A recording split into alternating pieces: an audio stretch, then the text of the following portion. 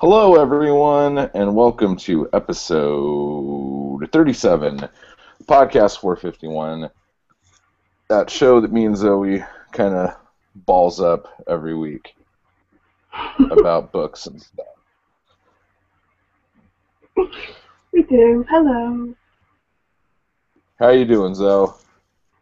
I'm doing good. I'm a little bit Are ya? tired. Yeah, been a busy day, but I'm good. I'm excited. Yeah. Yeah. So, today we're gonna have an author friend of ours in, and we are this is one of the things that make Facebook and Twitter really weird, because you know somebody but you're not exactly 100% sure if you're pronouncing their name right all these years or all this time. So, Linna Drehmel, I think is how you say her name. She's Drehmel? author.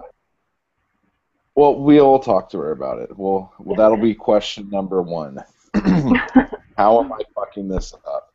But she's the author of the Heart Saga and some other stuff, and we're going to talk to her a little bit about that.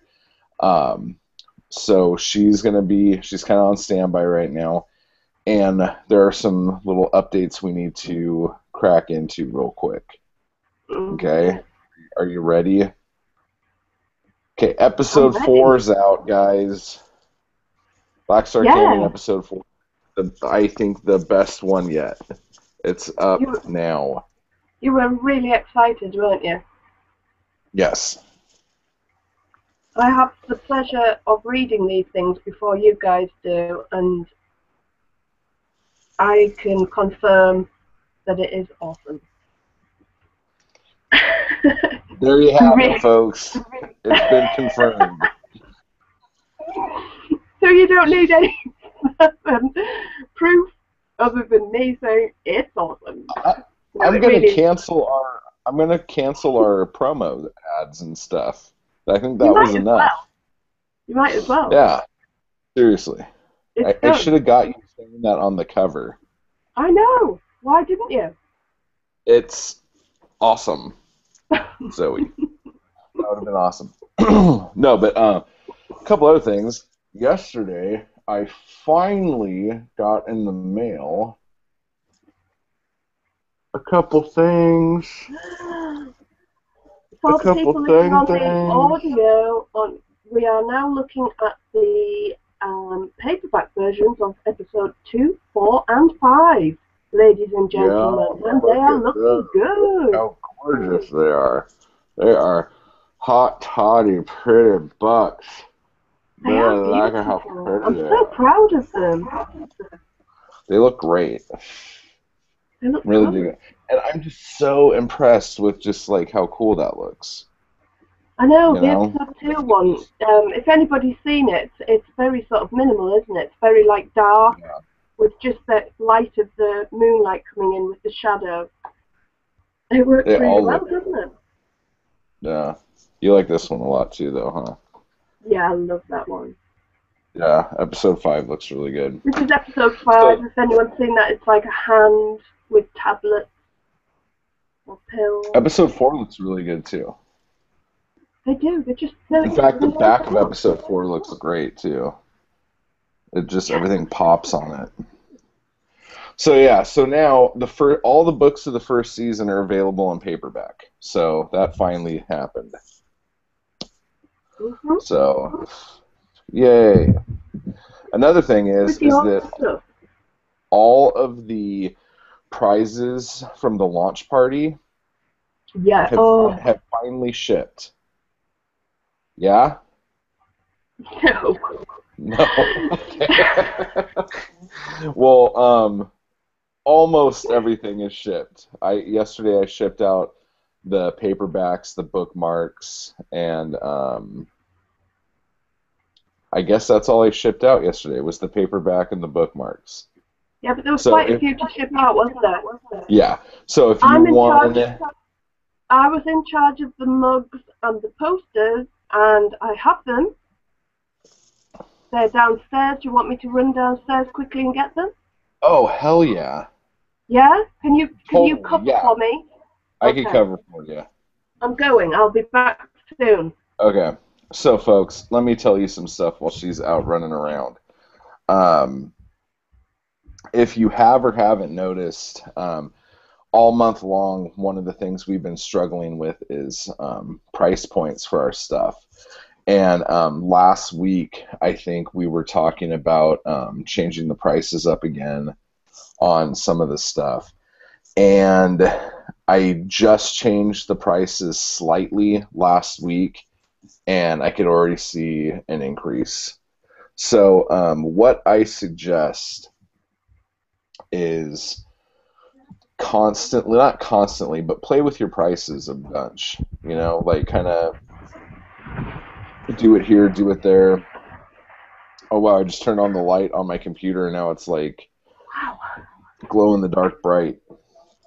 I'm actually So out of breath. Well, yeah, you ran fast. It's like you live in a little tiny Lego house.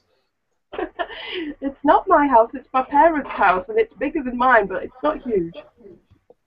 By any means. Okay, people, get excited. Get excited. Here we have the prize mug. We're showing this. If anyone's listening on audio, have a look at the video feed because I am now showing. Damn, that looks really cool. And who's the lucky jerk that's going to be drinking out of that? The lucky jerk is Shah Hardin. Shah gets to drink out of that bitchin' ass mug. Lucky. I know, I'm so jealous. So that's the mug. It is pretty beautiful. Don't worry, Shah, it's not touched by person. Just in case you didn't know how a mug worked, she had to kind of go through the motions for you. Now this, people, be prepared. Uh-oh. It looks like it's wrapping paper. It looks like it is, but it isn't. Because it's a bitchin' coaster. Oh my gosh, look at that. That looks freaking cool as crap. And who won that? That GP won that. And didn't Donna win Donna one? did. Well, yeah, Donna did. That is really cool. I'm jelly. Yep, I'm jelly too. So there's 2 of those getting posted out and the mug. Is that enough to Not enough at all. Can you see it? Sorry, Char just, yeah, it looks great. It's pretty cool. Char just left a comment. What did she say? She said, "Did he seriously just call me a jerk? Thanks. You can kiss it, Zoe. LOL."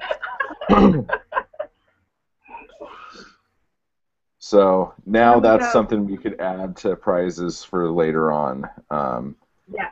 We will lick the things that we send to you. I'm going to sign that as well. Yay! And honestly, guys, that took some frickin' twists in her arm. I know. I felt awkward about it. I'm like, sign the damn posters. Well, I thought people would want you to sign it more than me. That's your artwork, though. You did a great job. Yeah, but whatever. I'm very proud of them, and I'm hoping they're going to look good. We would really, I know we're like kind of jerks about it, but we would really like some pictures posting on the Podcast 451 page when you finally receive them. So don't worry, there's no rush. Yeah, no, I want a picture of Char first thing in the morning drinking coffee out of her mug. Yeah. Like, I want her to put rollers in her hair. I want her to get a big old fluffy pink robe. Yeah, and got to be the just sit there on the porch. Definitely. Maybe even like a weird hairnet thing that retains the heat under the rollers. That would be awesome. So, you know, church it up, Char. Make it fun. And then she said, I meant she can kiss the mug. And I know that's what she meant. And I think she knew that's what she meant. But the posters, it's really cool, Char. We're very jealous.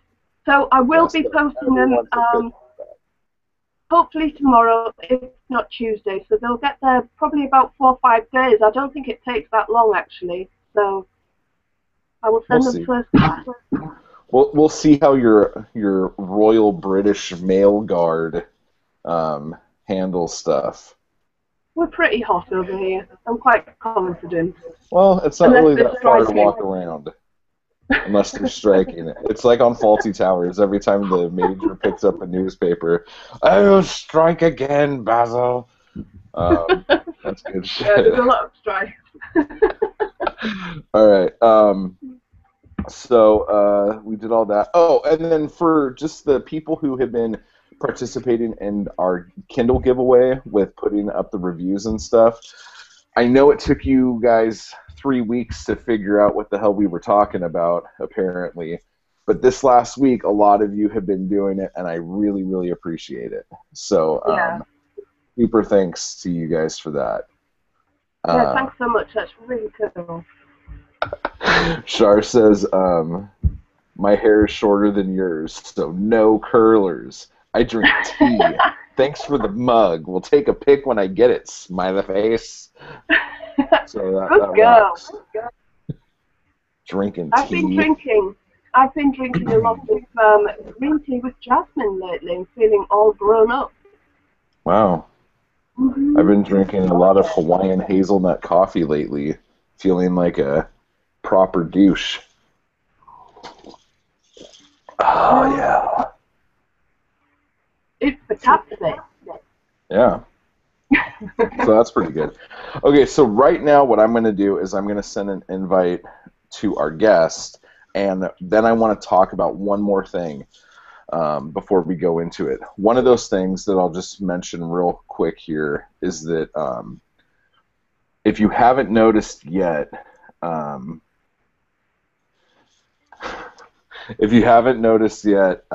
Black Star Canyon has its own Twitter page now. So anyone who's really into Twitter and into Black Star Canyon, and you want to just discuss things and ask questions or whatever, it's at BSC Serial. So you can find that. I've been trying to add it to all the things we've been doing lately. Here, let me just do this real quick here. I'd also like to just sent her an invite. I'd also just like to preempt that my, as usual, I'm at my parents' house.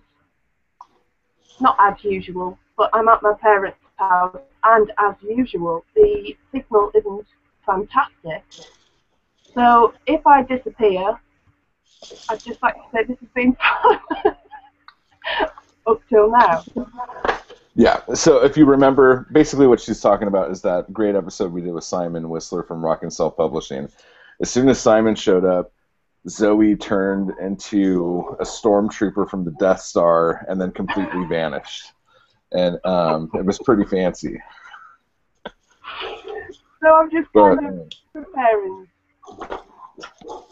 The last thing I wanted to talk about, besides the dogs barking up a storm. Sorry, I'm talking to her right now. We're trying to figure out how to get her in here. One of the things that I was looking into was, I don't know if you know this show. You might know the show, but there's a show called Orphan Black. Are you familiar with it? No, I think I've heard of it now. Yeah. Sally, I need you to stop tap dancing. Please. It's very distracting. If you guys hear some pitter-patter and tappity-tap-tap, that's my dog upset that Daisy from upstairs is being walked right now, and she can't attack her because I have the door shut. Anyway, so Orphan Black is this show that I don't want to give too many spoilers away. It's a show about clones, and it's kind of like, I've heard people compare it to Buffy if Buffy was kind of edgy and super cool. So for those of you who are super Buffy fans, you might have taken offense already by what I'm saying. But the reason why I'm talking about Orphan Black is because I was just, as I do, I peruse Wikipedia and look at sites, like television show sites, and just kind of see how they market their shows and stuff like that. And one of the cool things I saw, don't know what that means. Okay. Hang on, I'm trying to get her in the show here. Is this a supernatural series?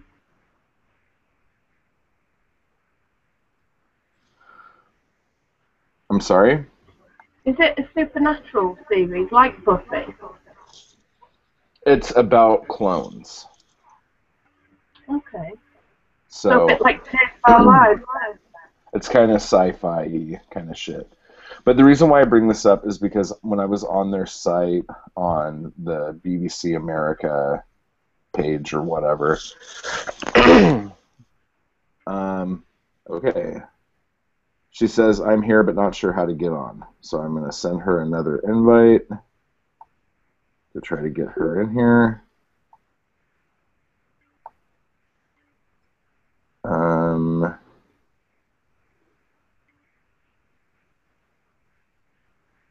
Just going through the usual the usual, exactly. And I'm thinking this is why I'm still here. I'm on limited time, people. Make the most of it while you can.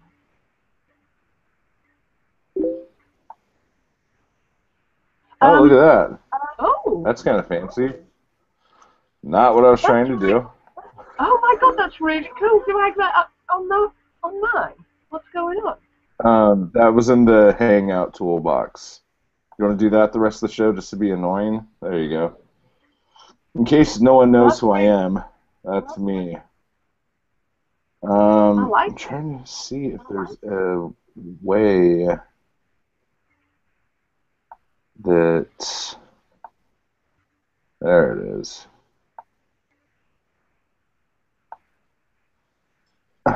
I don't know. I don't know why we can't get her in here. This is exactly what we did with Simon. Okay. So, yeah, keep talking. I can't handle this. I got to turn that off. Okay. So anyway, what they did on this was they have a blog on their website called The Hive or whatever, and it like does like recaps of the episodes and all that other stuff. But there was a lot of really cool stuff, like the writers were blogging about like 10 predictions in science that we really don't want to see happen, or who were the top 10 best orphans that were ever in TV or film. Just all this stuff. And then they went so far as to like do like a playlist of the characters. So if there's one episode when a character's driving a car the whole episode, like trying to get from one place to another, they would have like a playlist on the blog of what songs that character was listening to while they were going. No way, that's ridiculous. They just did a really good job of making their it was just a cool blog, and it like engaged you into kind of more than just the interacting show. with the fans. Definitely, and I really saw that and was just like, wow, we really have to do something like that. Yeah. That was so. Obviously, we can't. Like that are so. I'm sorry. I'm just saying, ideas like that are just fantastic, aren't they? Just things that people generally do really seem to work like that. And people love being involved. People love being able to have their say and talk about stuff and not feel like they're just sitting watching something from the outside.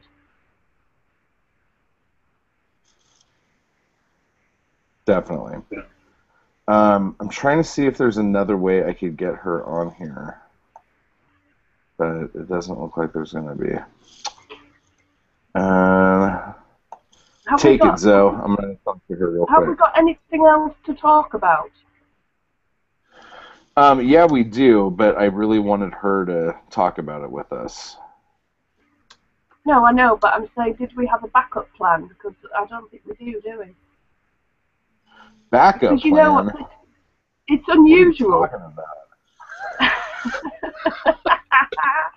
you talking about? Oh. What? We've got. Hello, she's there. Hey. It took me a little while to get things installed, but I've got it. Oh, it's nice to see you. Nice to see you too. Welcome, and that's what Zoe was talking about. Linna. Now, can we just say first of all, how do we pronounce your name? How are you doing? I think we butchered it. Linna Drehmel. Drehmel. You were right then, creep. I thought it might be Drehmel, but I think I was being. Yes, it's Linna Drehmel. It's nice. So, I like it. Yeah. Perfect. So how are you doing right now? I'm good. It's I'm in the UK right now, so it's later in the evening. It's about 9:30 at night right here. So it's I'm in the UK. What are you doing in the UK? I am just here. It's kind of my it's a very inspiring place for me to be. I love it here. It's kind of like a second home to me. I came here last year on a promotions project for my publishing company, and I just fell in love with it here, and I had to come back.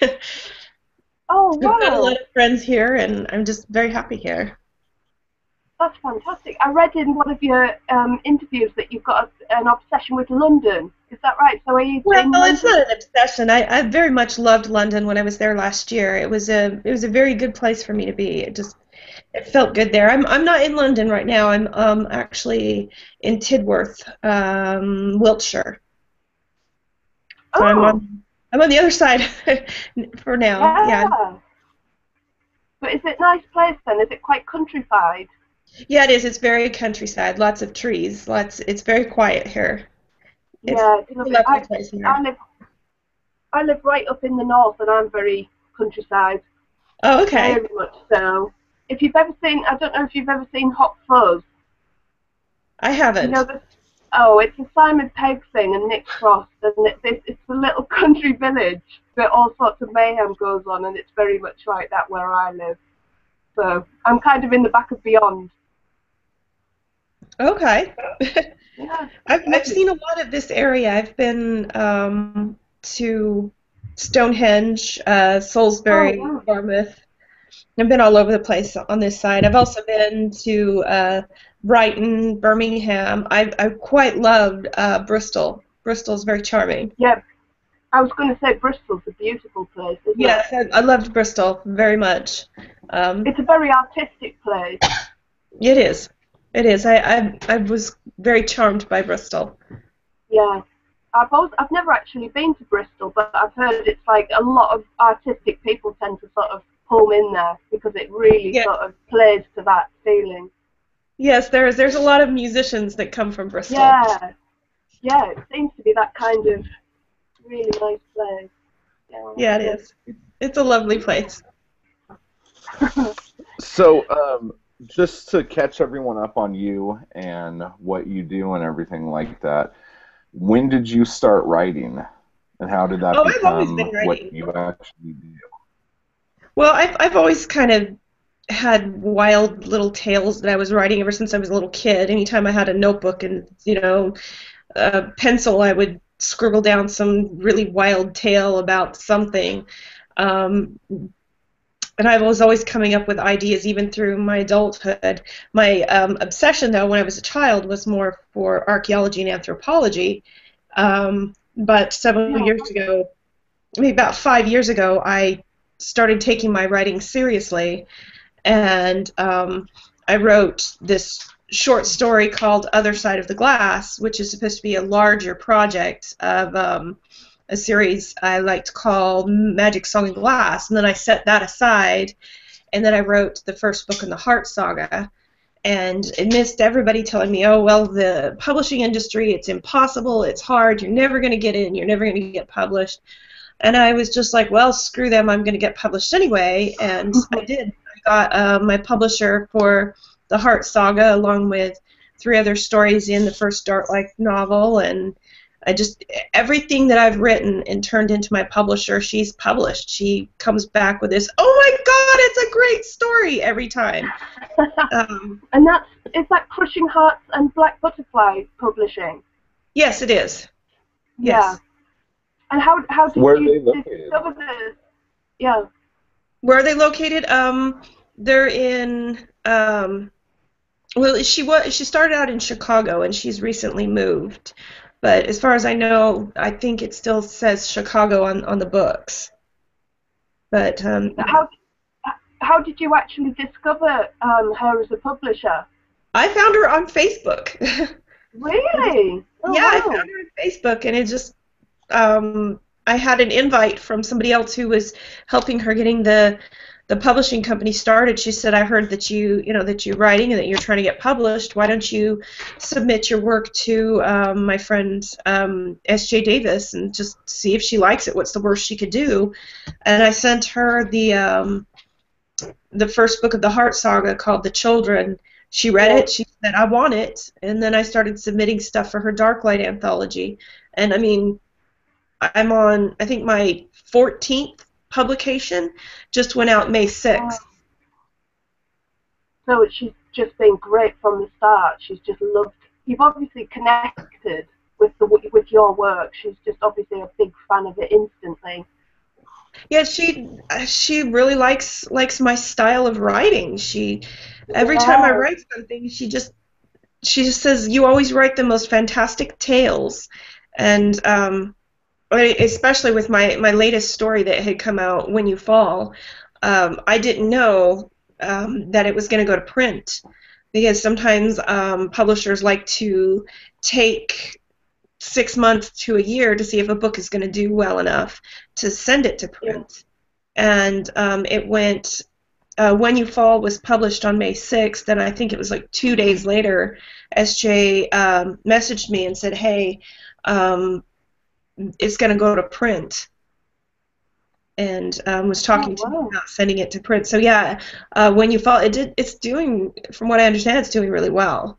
So yeah, it's pretty fantastic. Probably one of the best covers I've ever had. What was that? Oh, fantastic. I was just going to say, for those people who don't know what the Heart Saga is, can you explain a little bit about that? Oh, the Heart Saga. Well, the Heart Saga is it's sci-fi. It's this little tiny planet. It only has 3 communities, and the planet has a god called the Heart of the planet, and the planet itself is run by 3 people: the ambassador and the ambassador's 2 counselors, and they take care of the people. And the heart controls everything about the people's lives. It tells them who they're going to marry, how many children they're going to have, what their children's names are going to be, what they're going to do for a living, everything. It controls their entire lives. And they kind of pray to this god through these altars that have a stone that connects them to their god. And through this stone, their god, the heart, gives them this energy that they can store inside their bodies. And their brain chemistry is so completely dependent on this energy that they would go insane and then die if they didn't have the energy. And if they didn't have it, it just really messes everything up. Then they could also use this energy in their careers. As the main character, her name is Dredana. She can send the energy down her arm to her hand, and she can sand wood with just her hand. Or her husband, who is an arc welder, can send the energy down his hand and split the negative from the positive and arc weld with just his fingers. And they absolutely have to have this energy, and after they use it up, they have to get more. And the energy also keeps them from sleep, from dreaming. And this god completely controls everything, and of course is doing selective breeding by saying you marry you and you marry you. Well, through selective breeding, certain characteristics of like red hair. Nobody has had red hair for 500 years because of the selective breeding, until this one woman, Dredana, is born, and she has this bright orangey red hair, kind of this color, and the people think that she's cursed by the heart because she has this red hair, and she'd been ostracized her whole life, and she's trying so hard to please the communities and to fit in, and nobody likes her. Everybody treats her like shit, and one night she's working on this cabinet. She's trying so hard to get it finished on time for these people that just hate her. And she uses up all the energy inside of her, and she stumbles home. She's exhausted. She has no more of the energy inside of her, and she's not thinking really clearly. So instead of absorbing more energy, she just goes to bed and goes to sleep. Well, because there's no energy left in her, she dreams. And in this dream, a friend who had died comes to her and says, "You have to free us. We are all going to die. You have to free us." And she shows her the sky, which everybody had always seen as a cloud cover. Nobody knew that there was anything other than clouds. And the woman that comes to Dredana in her dream says, "Those are not clouds, those are souls, and you have to find out what's wrong with the world, and you have to free us." And so she has to use science, which is forbidden, to try and figure out what's wrong with the planet so that everybody can be free, so these souls can be freed. And Dredana starts looking into things, and she finds out that the birth rate had dropped over the last 50 years. It had been probably almost 10 years since any baby had been born, and all the babies that had been born within the last 10 years had either died, stillbirth, or been miscarriages. And so she's realizing that there's something really, really wrong with the world, and she needs to help fix it, even though she gets in trouble for it. And then there's this huge conspiracy that she finds herself caught up in, and it's this huge surprise in the middle of the book. And there's actually 2 books now that are out. It's The Children, and then it's The Choice. And in The Children, Dredana comes to find out, as she's drilling into the planet, trying to pull out a core sample, trying to find out what's wrong with the planet. And as she's drilling, this metal core drill goes down into the planet, and she hears metal strike metal. And she's kind of like, one of those what the fuck moments was that. Yeah. And she realizes that her planet, it's not a planet. It's actually, all of these people have been living inside a biodome spaceship for the last 1,000 years or so. Yeah, I was going to say, like a construction. Yeah, and they come to find out that their god, the heart, is not a god. The heart is actually a computer. And the heart was supposed to take them away from this dying planet to a new planet that would sustain their lives, but there was a loop within the computer's programming, and the computer couldn't get past the fact that she had to take care of them, so they had just been kind of aimlessly floating around space for over 1,000 years.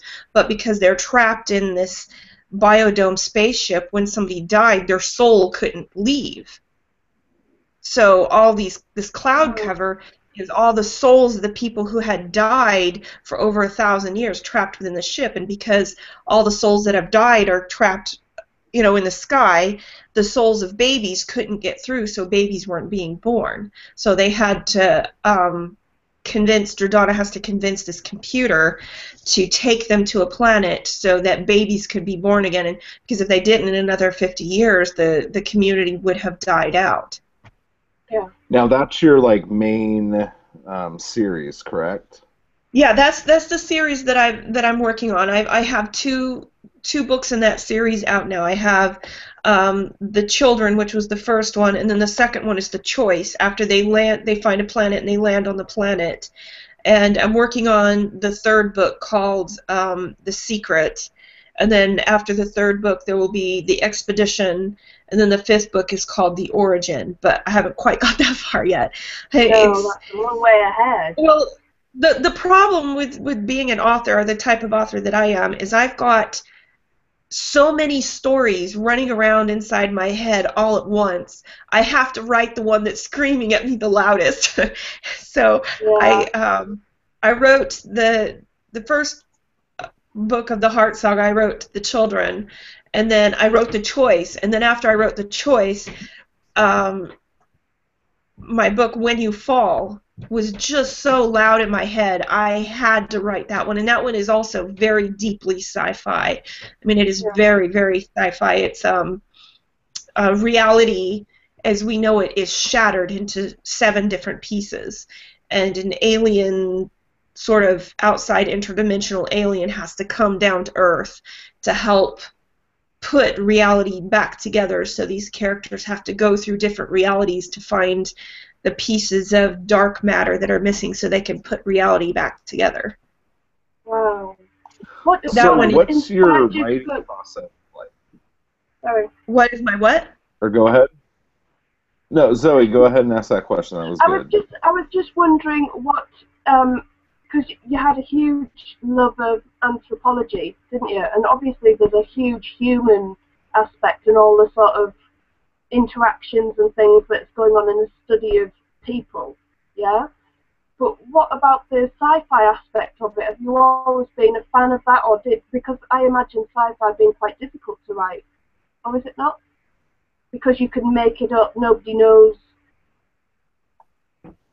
Well, there is a certain freedom within writing sci-fi, and for me, because I had such a love of anthropology and archaeology, I have a very deep understanding of what makes up a culture, what is culture, and the different aspects of it. And I, in fact, have a little page that I give out to people that I've written in a little Word document that tells people how to build a world, how to build a culture from the ground up, the sort of questions you'd go through when you're trying to create a new world that doesn't exist. So in a way, it's very freeing when you're creating a planet that doesn't exist, because you don't have to make sure you're getting something right. For instance, I have a story idea that's kind of a Jack the Ripper story, and I have to be very careful. Yeah, it's actually have advertised a little bit on Facebook. I've put up "Don't Fear Jack." That's the name of the story, the Jack the Ripper story. But I have to be very careful because I'm writing a time period and a culture that are very well known, and I have to be very careful about my facts of the different victims and the different streets and what London looked like and sounded like and smelled like in that time period versus creating my own world. How do I, who's to say that it wasn't culturally sound at that time on that planet to walk around barefoot or, make up my own cuss words and, different things like that. That I don't have to go by anybody's rules. I can make up my own. I see what you mean. You have that freedom. You can create that world just out of your head. Even though sci-fi needs to be based on some sort of scientific, it has to have some type of scientific foundation, but in a way, writing sci-fi is true artistic freedom because I can do whatever I want. I can make up whatever I want. The people can look however I want them to look. They can have lilac hair, and it can be normal for people to have blue skin or red eyes or whatever they want. Excuse me, because who's to say that they don't look like that on that planet? There's no one to say that that's culturally wrong. I can have complete, true artistic freedom within sci-fi, whereas if you're writing a Regency style, you have to be very careful to go with that time period. Yeah, there's a huge amount of research, I imagine, has to go into that. Yeah, even to write something in modern day New York City, for instance, I would still have to kind of go with the modern day culture of New York City, although it's a very diverse culture and you could get away with a lot, but still there are things that you would have to follow, whereas with sci-fi, I'm building my own world and I can write it however I damn well please. Yeah. So it's really true artistic freedom. As far as your writing goes, what is your process like when you're writing a book? Like, do you do a lot of plotting beforehand and then spend weeks putting it together, or is it? It's a little different with each book. Some I spend weeks writing outlines and charts and character profiles. Some I only, spend a couple of days on an outline, but I always have an outline to follow. I can't just sit down and just, let the wind take me where it pleases. I have to have it outlined. I have to have it organized and know where I'm going with this. I can't just, sit down and fly by the seat of my pants and just see what comes out.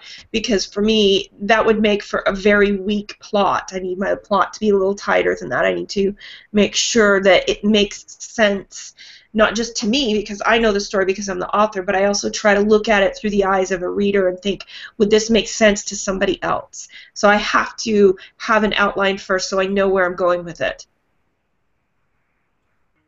Right on. One of the main reasons why I wanted you on here is because I have friends on Facebook who will post something about their book every once in a while. And then I have friends that post a lot about their book in a lot of different groups and get traffic going to their book that way. And you are one of the people that I've noticed who uses Facebook groups and things like that to get people to at least know about the stuff that you're doing. So I guess my main question for that is, how do you use Facebook and social media to market your work? Well, there's a process to it. It's about marketing yourself. In this day and age, people are not just buying a book, they're buying an author. If they don't like you as a person, they might not like your books. So, I try to maintain a sense of professionalism. Like on Facebook, Facebook isn't a game to me like it is to some people. Some people it's just social media where they talk to their friends and they play games. But for me, Facebook is an office. Twitter is a room in my office building. Tumblr is a room in my office building. These are tools I use to advertise myself. They see, she seems like a really interesting person. What is she talking about? I see her talking about things and she seems really interesting. And so then they look deeper into me and go, wow, she has books. And this is actually how I got to be friends with my favorite author and his wife. My favorite author's wife, well, my favorite author is Tad Williams, and his wife saw me on Twitter. And she didn't know I was an author. She just saw me talking to the publisher Daw Books, and she said that I looked interesting.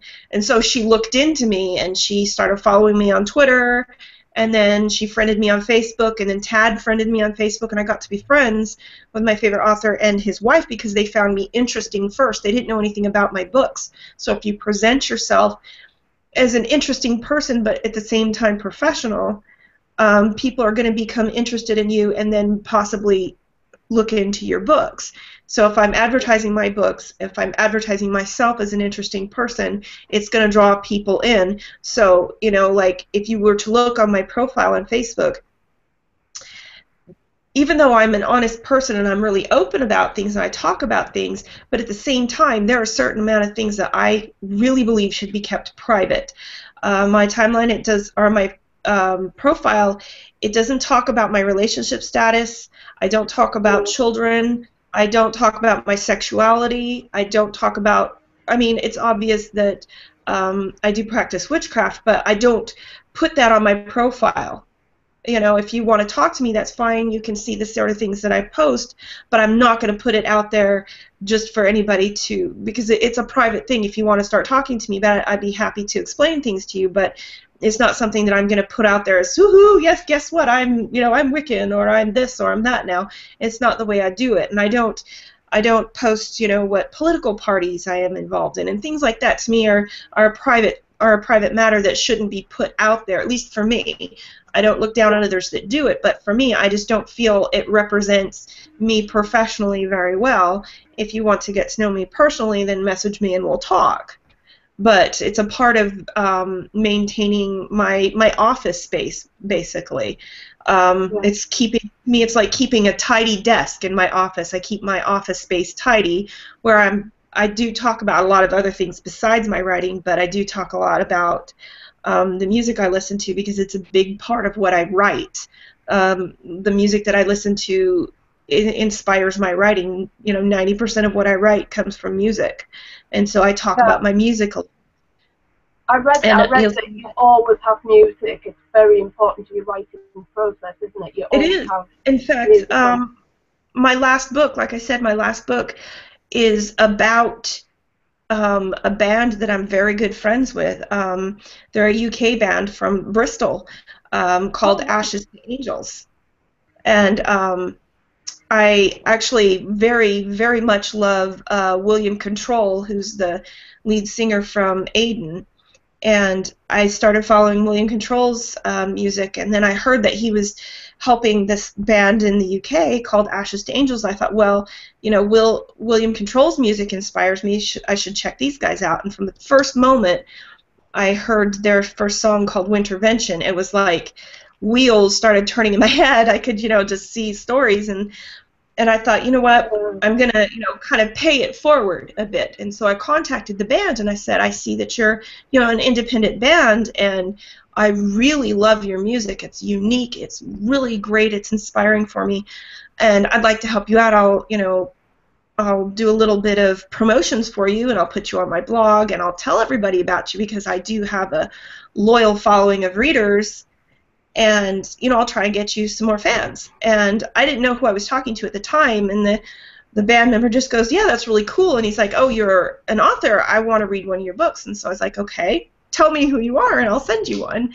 And the next thing I know, I'm getting friend requested by the lead singer, Curly. And then the rest of the band started friend requesting me, and they're all going, I want your book, I want your book. And so I sent them all my books, and I just become friends with them, and I promoted them. And I started getting this idea to turn Curly into the alien and When You Fall. And it's kind of funny, anybody who knows him would just kind of go, yeah, that explains it. He's such a interesting character, and I kind of got this idea for, the bassist and the guitarist to be the scientists that kind of fuck up reality, and the drummer owns the science lab that the bassist and the scientists work in, and when reality is shattered, Curly's the alien that has to kind of help them come down and put everything back together. And I approached the guys with this idea, and they were all for it. They absolutely loved it. It took me a year to write that book. And when I finished it, Curly was on his way to the States, and I had volunteered to help manage his little solo acoustics tour in the States. And he messaged me just before he got on the airplane. He's like, I want to read When You Fall on the plane. I was like, oh, shit. This is going to be an anxiety attack for me. Even though he and I had been good friends for 2 years, I was like, oh, you're going to give me an anxiety attack knowing that you're on the plane reading that. But I sent it to him, and it was good. He finally got to the States. He's like, oh, yeah, I loved it. And he's like, but I don't like this part in the middle of the book when you said that I make everybody late. He's like, I'm not late. I'm never late. But so he picked up really cool. And then when we were on the tour, we met up with this photographer who volunteered to do a photo shoot of him. The picture with him with his hand out, with the guitar pick in his hand. And then I sent that photograph to Ruvali, and Ruvali turned it into that gorgeous cover, and it's doing really well. But that, excuse me, that entire book started because of a song. I have entire stories that come from one song. My story in the second Dark Light book, there's the anthologies from my publishing company. They're called Dark Light, and the second story I have in that one is called In the Shadow. And In the Shadow, that entire story comes from a William Control song called Noir. And it just was a fabulous little story. I could just see these stories play out in my head because of a song. And it's been incredible. I've written so many stories because of music. Yeah, huge influence.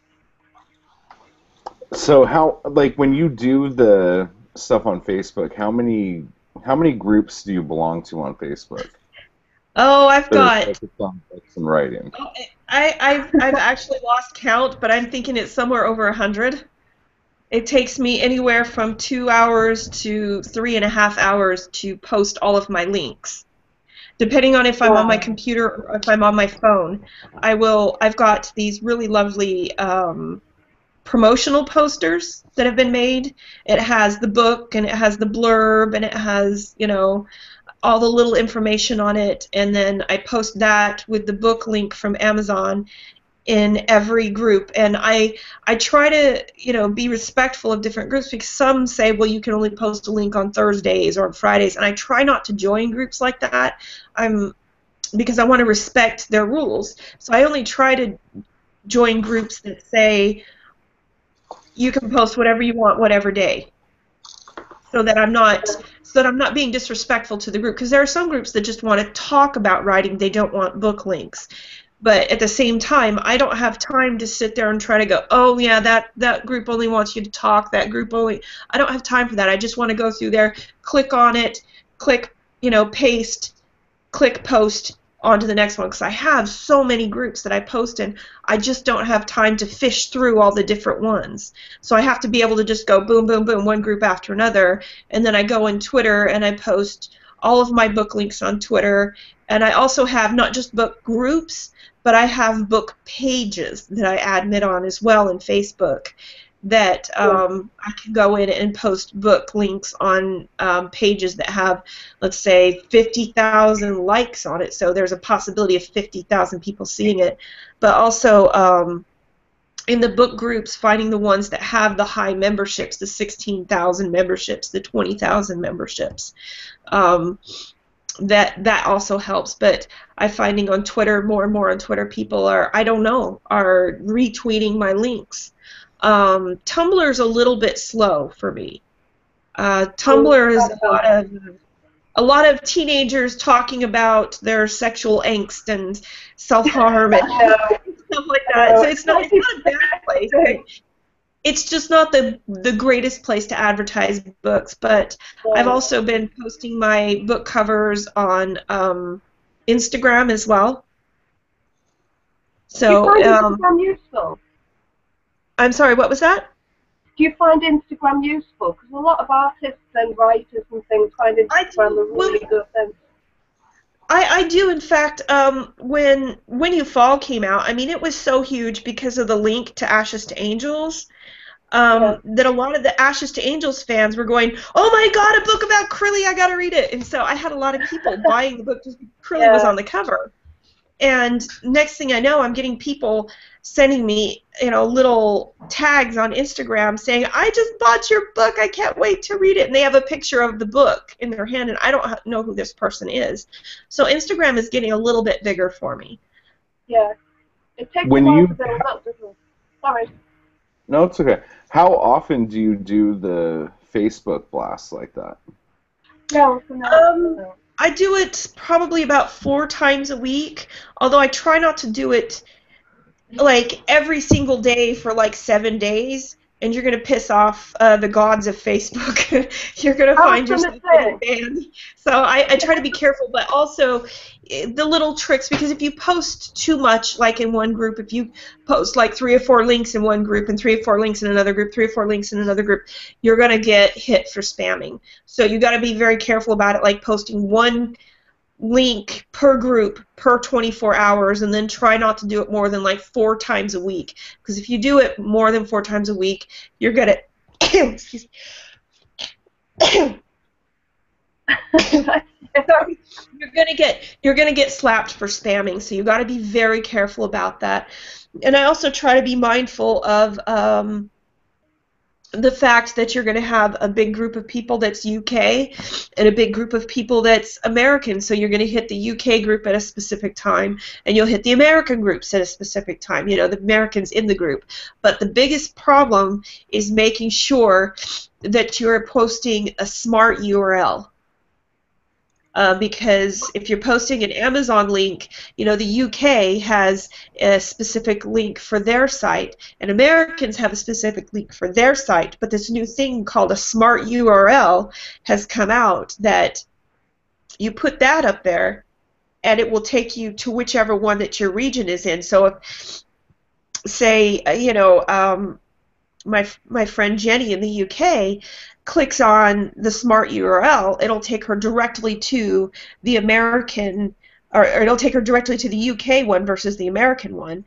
Or if I put up the same smart URL link on the same post, say my friend Tanya in Tennessee clicks on it, it will take her directly to the American Amazon. Oh, wow. We're exact same post, but 2 different people in the different regions, the URL knows what region you're in and will take you to that Amazon site.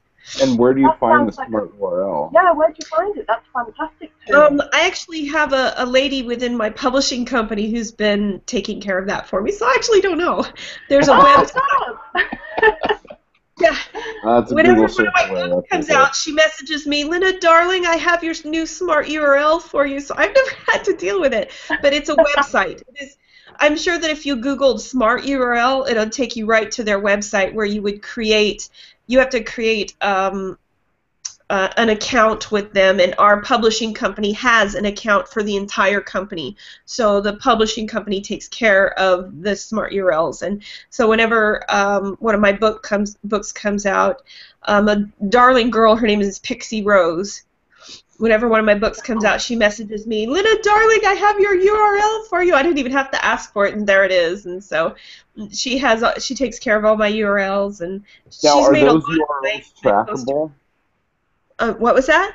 I'm sorry. Are those URLs trackable? Are you able to see which ones from which pages are working and which ones aren't?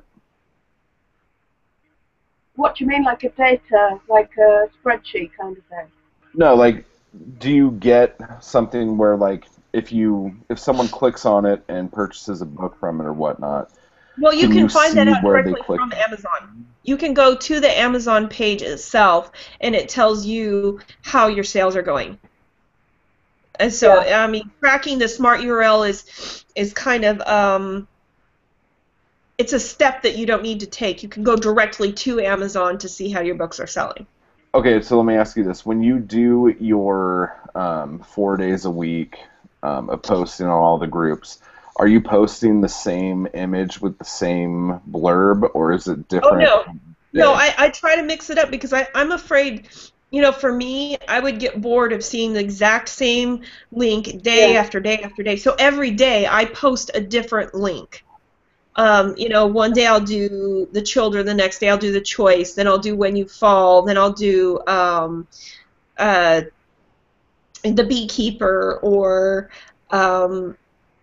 what excuse me, runes in time, and I'll just alternate my different books, and I don't post the same book twice in a row. Do you personalize the message as well, or is it, you know what I mean, is it kind of a very straight message to make it as quickly as possible? You mean in each group I post a different message in each group? Yeah, I mean, do you kind of make it personal to each group that you're talking to, or are you just getting that information out?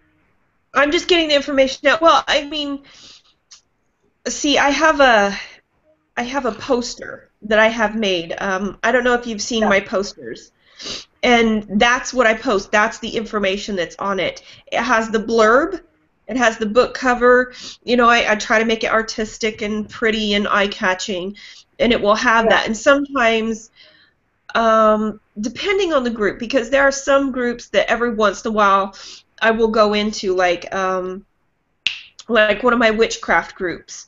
Sometimes I'll go in there and post a picture saying, this is, my book, and I've, put a lot of witchcraft into it, and it's about the beauty of this and this, and especially like the beekeeper. The beekeeper is very much about witchcraft, and there's a witch in it who tries to help this village of people, and so that one I would post in one of the witchcraft groups and say, well, this is my story, and I wrote this, and it's got, a witch in it who helps people, and it's, yeah, so occasionally I do that, but most of the time when I'm just doing my mass postings, I post yeah, I do the advertising poster. On top of that, it has the link, and the poster has all the information you need to know about the book on it.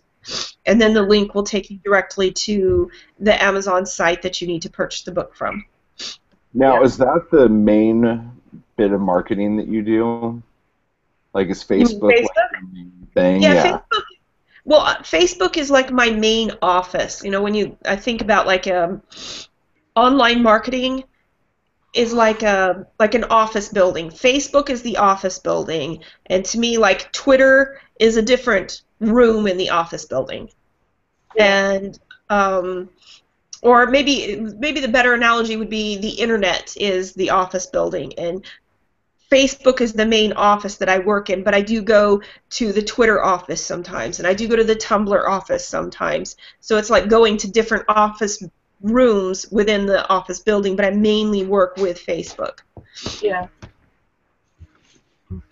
And do you see a big spike after a day of you doing that? Yes, I do. I mean, I know that I get results from this because there have been time periods where I've had some like personal difficulties, and I've not been able to post. Everybody has, shit going on in their life at some time or another. The shit hits the fan and you can't get online, or, things are just going really horrible for you. So you have to, take a step back and try and deal with things, and you can't get on and post for several weeks. And I would notice that my sales were down Yeah. versus times when I'm able to post, do my 4-day-a-week posting, and I know that my sales are up. I mean, my royalties are proof of that. So I Yeah. know that it does work. And do you ever get any heat from anybody in the groups? I have occasionally, gotten a few people um, trying to be, dickheads about something or another here or there, but mostly people are very receptive. I've gotten very, very little heat. Mostly I just get people going, wow, this looks like a good book, and people clicking like on it and stuff like that. But That's the awesome. thing is that I don't have to get. I mean, a lot of people go, well, you're not getting a big response on Facebook. I was like, yeah, but the response on Facebook is not what I need. I don't care if somebody clicks like or comments on it. What I care about is if they click on the link. Yeah. If they click on the link and buy the book, that's what matters. It doesn't matter if they click like or they comment on it. But I do get a fair amount of people clicking like or commenting, going, wow, this sounds really interesting. So I do get a fairly decent response, but every once in a while I'll get, the asshole that goes, oh my god, this sounds so stupid, or you shouldn't be posting this in here, or something like that. We do have a question here. First off, Shar says you look great, Oh, and Shar, I love her. Hi, Shar, I love you. she posted links for the two Heart Well, Saga books on here. And then we have a question from Brian who asks, what are some great steps for a newbie to get traffic to his website? Um, just to a website, I'm not entirely sure because I don't handle websites, I just handle my book. But anybody, if you're trying to sell anything online at all, whether it's books or sunglasses or shoes, you're trying to advertise the website, is just constantly putting yourself out there all the time, but in a very fun way that makes you seem like an interesting person without airing any personal dirty laundry. Keep the personal shit off the wall, but constantly talk about yourself, constantly talk about your product, constantly talk about your website, what inspired you, why you've made it, why it's important to you, but absolutely keep the dirty laundry off of the wall. Don't whine about your ex.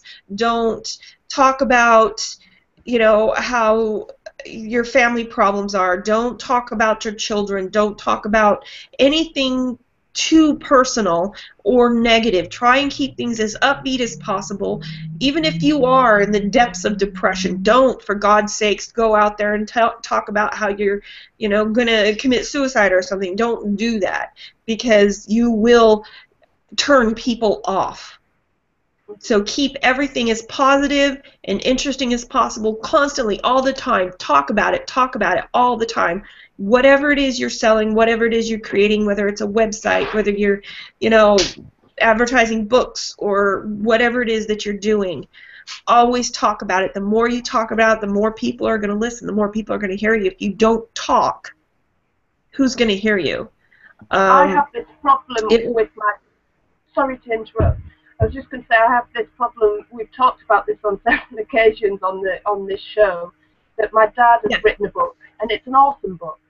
But he's a nightmare, and he is totally antisocial about stuff, and kind of a bit of a dinosaur about the internet. And I keep saying to him, I finally got him on Twitter, and he doesn't want to go on Facebook. And I'm like, Dad, you don't understand, and like you said before, that was a fantastic point, that you're selling yourself. It's not just the book. You're selling yourself, and people have to be interested in you before they can get into that. Nobody, it's almost as if he's sitting there and people are just going to telepathically realize that he has a book out. And so it's this frustrating thing, like, how do you get somebody who's really sort of, he knows he has to, but the idea that you do it without kind of giving your whole life away. Yeah, you absolutely have to put yourself out there very much. Promote who you are as a person. Be real. Don't be a fake person. But at the same time, you have to know when to stop, what not to say. But absolutely have to talk about who you are. You have to tell people about you. You can't. If you don't say anything, nobody will know. There's a singer that I very much like. His name is Josh Groban, and he has this song called "Hidden Away." And he says, and for me, it says it all when you're a writer, or no matter what it is you're trying to do. If you're trying to let people see who you are, see your art, you have to tell people.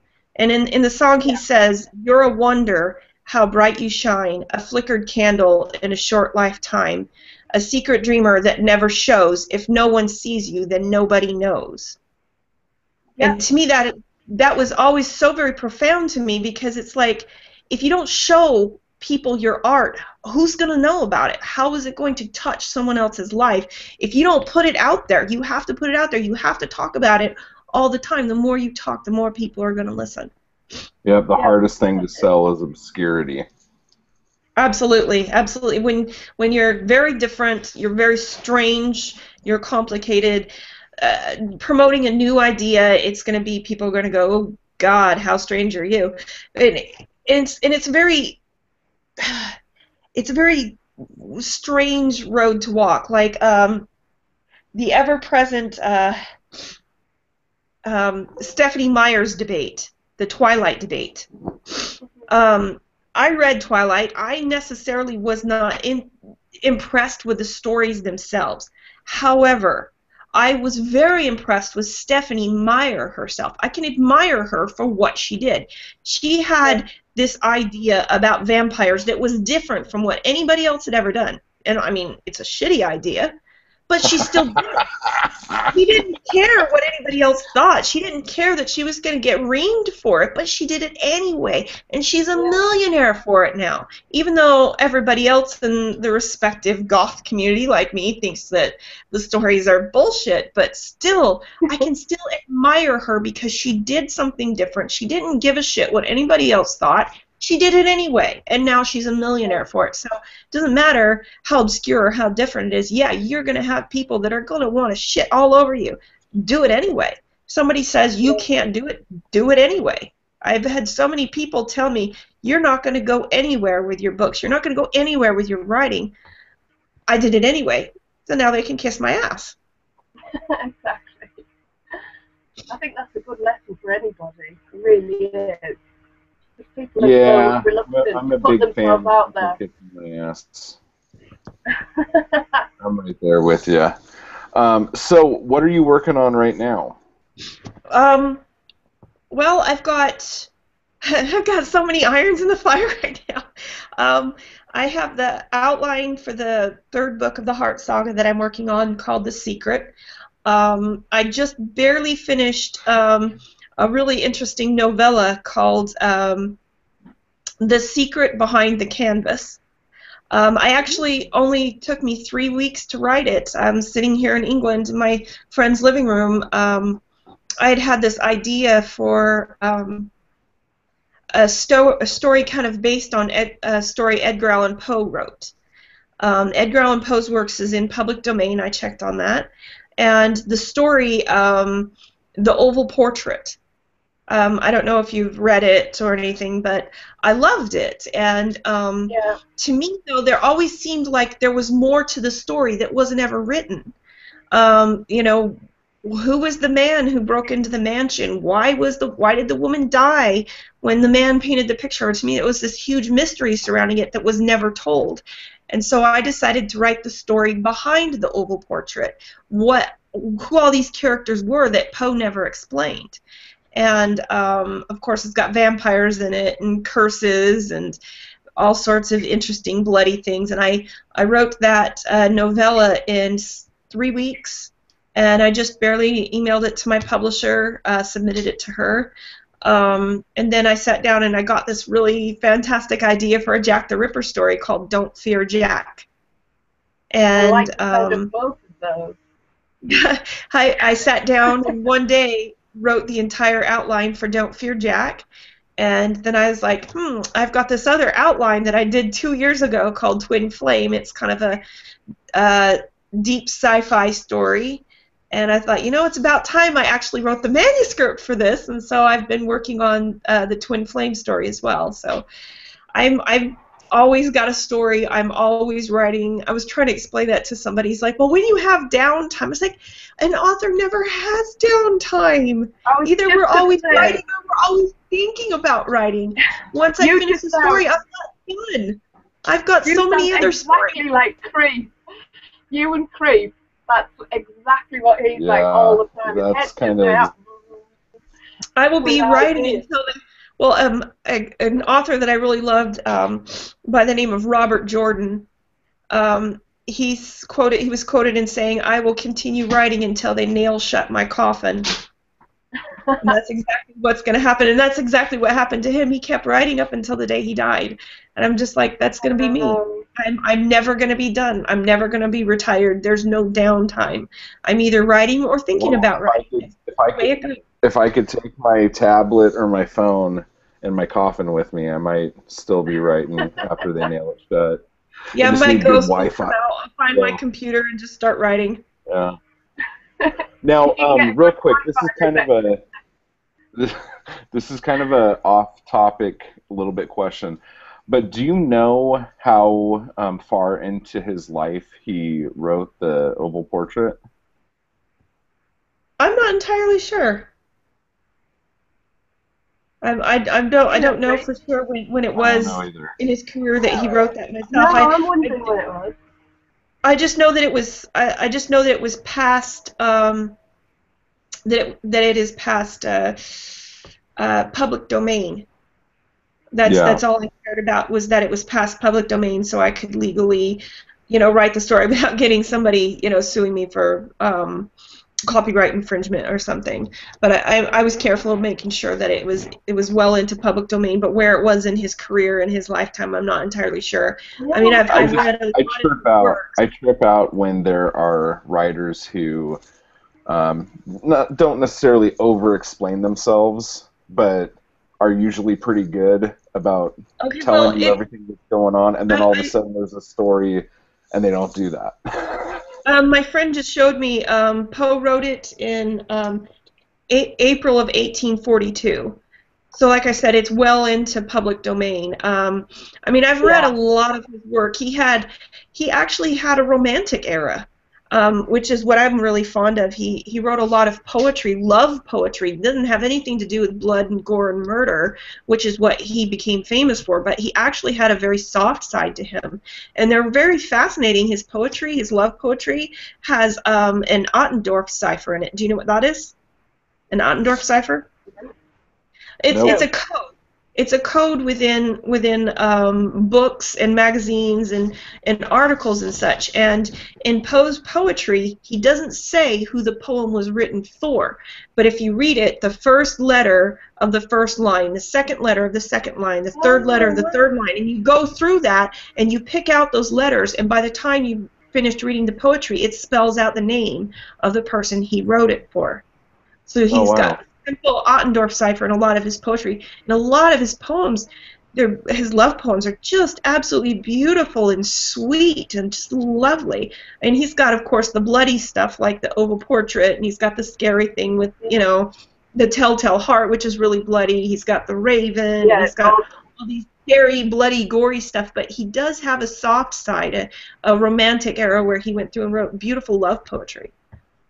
Can I ask? And it's kind of funny because the reading I was doing with the classic Gothic authors, which I also really like Oscar Wilde, and I'm going through reading Oscar Wilde, and I'm reading this stuff from Oscar Wilde that's like, he's known for being the romantic and the beautiful soft poetry, but the stuff that I had been reading, I'm going, wow, this is really morbid and kind of bloody sounding. It's kind of like a twist, because at the same time I'm reading Poe and it's all this love poetry, and I'm like, wow, I mean, everybody's so got these guys mixed up. Yeah, he's quite a complex character, isn't he, Oscar Wilde? Oh yeah. Well, Poe was too, and he was such a fascinating character. I really enjoyed him, and there are some classic people that have inspired me. Like I have my very own little Sherlock Holmes inspired story. My book Runes in Time was inspired by Sherlock Holmes. Well, to be honest, I wanted to write something that would impress my publisher, because I loved her so much, and I was like, I want to do something for her, something that she's really going to love. And S.J. Davis really loves steampunk era. And I thought, I want to write something steampunk-ish. And I was watching Sherlock Holmes, and I was going, oh, I got an idea for a character. But I couldn't do actual Sherlock Holmes because the Sherlock Holmes mysteries are not yet public domain, so I couldn't do that. So I came up with an entirely different character, but he's very Sherlock Holmes-like character, the character within Runes in Time. And Runes in Time is such a huge story, but it started off with Sherlock Holmes. It was very inspired by that, but it's the steampunk, time travel, Gothic, murder mystery, a little bit of a romance in it. I mean, it is such a fantastic, post-apocalypse. It's very, it's a kind of an all-in-one, but it really was very proud of the way it turned out. It's a fantastic novella. And it's got a really very cool cover on it. It's one of my favorites. It's the face on that one. That's Justin Fellers. He's a really fantastic model and has become a good friend. But God, that cover, I was just so tickled when I saw that. It looked so good. Oh, brilliant. I was going to just ask you, did you ever watch going back to Poe, did you ever watch the film with John Cusack that portrayed? Yes. What did you think about that? That kind of demonstrated the loving side more, didn't it, with his relationship? It did. It did. Yeah. His relationship with the woman that he loved, it did show what a romantic he was, and Yeah. how he sacrificed himself for his Yeah. girlfriend. How he That's what sacrificed I his life. I think mean, there's when you no said. more ultimate romantic relationship than dying for the person that you love. I Exactly. truly loved that movie. I really was very impressed with it. I was a little bit skeptical because I'm thinking either Yeah, it's going me to be too. really great or they're really going to fuck it up. But when I saw it, I was No, very impressed with it. It was yeah, it great, was wasn't it? good. And beautiful. It was. It was. Absolutely It was beautiful. one of those films that you can say not just the story or the acting, but just cinematically Yeah. lovely to watch. It was a classic. It was beautifully gothic. That's the gorgeous side of it. It was that classic, sort of almost Yes. Hammer Universal with all the sort of gnarly trees and the sort of mist, and it was fantastic. I loved it. Yeah, it was. It was Really did. very. I mean, and it portrayed Maryland very well. And the funny thing is Yeah. in a way, it almost made Maryland look like London a little bit. Yeah, it Yeah, But did. It Maryland's totally nothing like did. London. Maryland's nothing like London, but it kind of gave it that same kind of almost steampunk feel It that did. that early London has. So I guess maybe in the 1840s, Maryland kind of maybe did look like the 1840s in London. So it kind of Yeah, had the same feel to it. It was it very truly beautifully did. done. I Yeah. agree. Yeah, it was fantastic. I loved it. Did you have a question, Chris? no, I mean I'm out of my questions here. Did you have any more? I was just going to ask, as a matter of interest, seeing as this, we talk a lot about self-publishing on here. Did you, did you ever consider self-publishing, or why did you not? Were you not interested? Did you go straight for the publishing route? I have never done self-publishing. My hat's off to anybody who does it. Um, Hmm. for me, I like the community of being a part of a publishing company because Yeah, I'm not on my own. Um, if you're self-publishing, everything you do is out of pocket. Any yeah, little expense comes out of your own pocket, and not just that. I mean, there's things that I wouldn't have a clue how to handle, like the Amazon and the Create Space and these formatting issues. I don't know how to do that. I know it sounds, I don't know, strange, but I'm an artist of the written word. That's what I yeah, am. I create art with words, and these business issues, I don't have a clue what to do with them. I don't yeah, have to worry about that. My publisher takes care of that. Graphic arts and promotions. I'm a part of a community. I'm not on my own. I have other people hmm, that help me um, with issues that I may have, and um, with advertising and promoting and graphic arts, and I'm a part of a community versus being completely on my own. But not just that, to me, there's an affirmation that I get that I need personally when I submit my work to my publisher and she says, I love it, I want it. I know that hmm, my story is something good. I know that I did a good job. I know that it's good stuff. I know that I have talent because it went through a process of screening.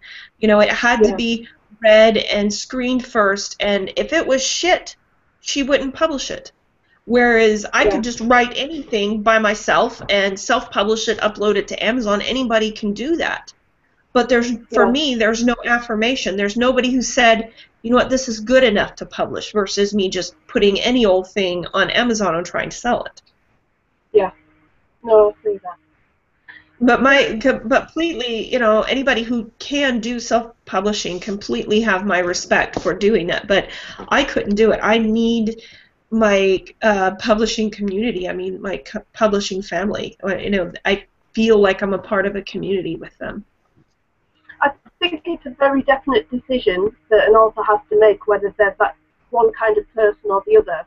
Whether they want to take it all on board themselves, or they want to throw themselves into just the creation process and put that stuff aside and let someone else deal with it. And I think it's something that people have to really think hard about before they go into it. Absolutely. I mean, I've had people ask me for advice on this before, and I'd say, you know, it's got to be, you've got to sit down and weigh, you know, what you want.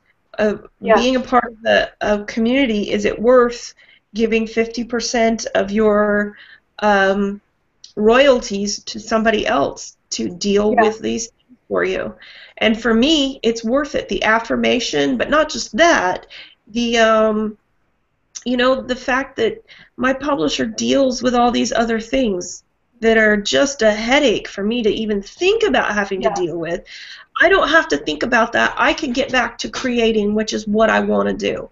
I want to get back to my creation. I want to get back to my art versus trying to struggle with problems with Amazon or problems with CreateSpace, or, you know, I do spend a hell of a lot of time on my promotions, but the thing is that I don't spend nearly as much as I could be if I was totally on my own. I would have to do so much more if I was on my own. And I've got, I don't have to do, I mean, not that I should slack. I would never slack, but I can, it's a lot less headache for me. It's a lot less stress for me. I can just simply get back to creating. I spend, you know, between 2 and 4 hours in my promotions 4 days a week, and then I can get back to creating. I don't have to worry about formatting and uploading and all these other problems that I could very well have if I was on my own. Yeah. Yeah. Yeah. Totally understand that. Okay. Well, right on. Well, thank you for spending all this evening with us. Yeah, thanks so much, Linna. Well, I'm glad I finally figured out how to use this website so I can actually get on. Dude, I swear to God, every freaking time we do this show, something fucks up somewhere. So, well, we got the bugs out in the very beginning. Yeah. Do not feel bad at all about that. I'm just amazed I'm still here, because normally as soon as somebody else comes on, I just disappear into the ether somewhere because my connection's rubbish. So it's been lovely being able to talk to you. It's been a privilege. Thank you. Well, I'm very pleased. This has been so much fun. Where can people find you? Where can they find me? Yeah. Well, as far as I know, I'm probably the only person that you're ever going to run into with the name of Linna Drehmel. So all you have to do is Google that name, and it will show you everywhere. I'm on Facebook, I'm on Twitter, I'm on Tumblr, I'm on Instagram. Apparently, I'm on Google+. I didn't know this, but I am also on LinkedIn, which I didn't know that, but apparently I am. I'm also on a lot of different sites like Clout. I at one point started a Pinterest account, but got bored with it, so I don't use that anymore. Yeah, I know, I did that as well. I just fizzled out. But of course, all my books are on Amazon.com. All but one of my books are under the name of Linna Drehmel. I do have one book under the name of Louisa Albrecht. It's called The Touch, and it's an 18+ only. It's a gothic erotica. It's nice. Kind of naughty, so I wrote it under an alternate name. It's sort of naughty, but it's very fun. I bet Shazi's are perking up right now. That's all I'm saying. But yeah, all my books are on Amazon. I believe most of them are on Barnes & Noble as well, but mainly Amazon. I mean, just go to Amazon, put in my name, and all my books pop up. So like I said, my main, find me on Facebook. I also have a big YouTube account where I got tons of playlists that show what I'm listening to when I'm writing. I was just going to let any of the listeners know it's spelled, your name's spelled Linnadrehmel. That's right, yeah? Yes, Linnadrehmel. Yes. Lovely. So people can have a good look and find all your work. Well, thank you so much. This has been so much fun. Thank you. That was awesome. Yeah, thanks so much for joining us. It's been great talking. It's been lovely. I'll be happy to come back anytime. So thank you so much. Oh, for sure. All right, take care now. Okay. Good night. All right, everybody. Take care.